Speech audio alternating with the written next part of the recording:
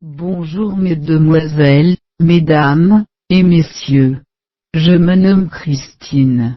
Aujourd'hui, dans le cadre du cours sur la phytothérapie, et, en l'occurrence sur les défenses naturelles, immunitaires. René, vous, et moi allons étudier la plante nommée andrographie. L'andrographie ou chérette verte est une plante de la famille des Acanthaceae originaire de l'Inde et du Sri Lanka. Les parties aériennes de cette plante sont utilisées en infusion, en décoction et en poudre.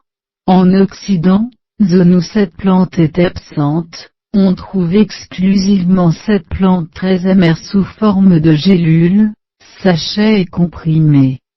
Cette amertume est due à la présence de lactone diterpénique, composant participant à l'action de la stimulation des défenses immunitaires.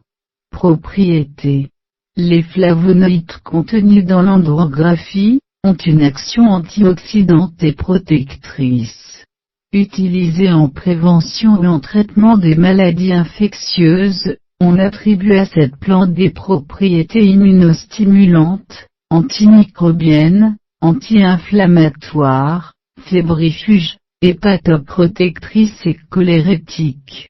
Elle est donc indiquée en cas de fièvre et d'infection des voies respiratoires. Contre-indication. Une étude a révélé que les personnes souffrant de troubles de la vésicule biliaire doivent utiliser l'andrographie avec prudence. Parmi les contre-indications majeures, on note une interférence dans le cas d'un traitement immunosuppresseur, qui stimulerait l'activité du système immunitaire.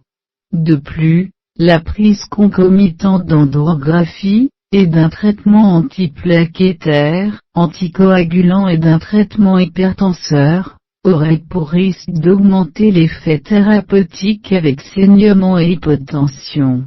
Un peu d'histoire.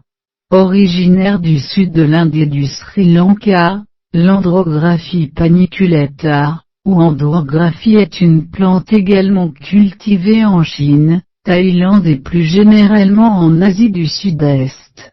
Inodore, cette plante verte se caractérise par des feuilles fourchues et éparses. Elle est utilisée depuis des centaines d'années dans les médecines ayurvédiques et traditionnelles asiatiques pour traiter des maladies infectieuses diverses telles que la fièvre, la bronchite, la malaria en remplacement de la quinine ou encore la tuberculose. Nous vous en remercions et restons disponibles. Christine et René. Bonjour.